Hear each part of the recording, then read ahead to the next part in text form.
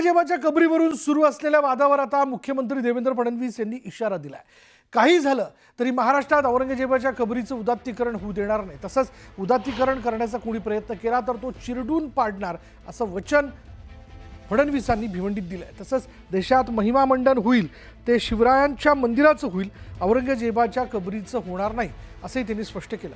तसंच औरंगजेबाची कबर कशाला हवी, मात्र 50 वर्षांपूर्वी त्याला संरक्षित स्थळ घोषित करण्यात आल्यानं कबरीच्या संरक्षणाची जबाबदारी सरकारवर येऊन पडली, हे आपलं दुर्दैव आहे अशी खंतही त्यांनी व्यक्त केली।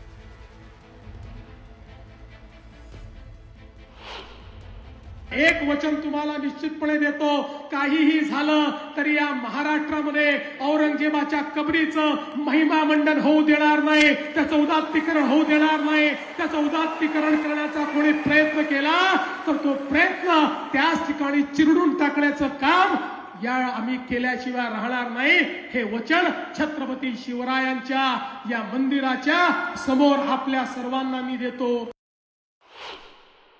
आज हे ठीक आहे, खरं म्हणजे त्या औरंगजेबाची कबर कशाला हवी, परंतु आपल्याला देखील कल्पना आहे की एएसआयने त्याला 50 वर्षापूर्वी संरक्षित म्हणून अशा प्रकारचं त्या ठिकाणी स्थळ म्हणून घोषित केलेलं आहे आणि म्हणून त्याचं संरक्षण देखील करायची जबाबदारी ही राज्य सरकारवर आणि केंद्र सरकारवर येऊन पडलेली आहे।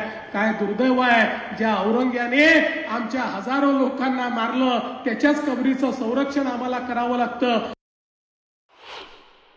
आज यातनं एक संदेश निश्चितपणे जातो आहे की या देशामध्ये महिमा मंडन होईल तर ते छत्रपती शिवरायांच्या मंदिराचं होईल, औरंगजेबाच्या कबरीचं होणार नाही, हे देखील या निमित्ताने लक्षात घेतलं पाहिजे।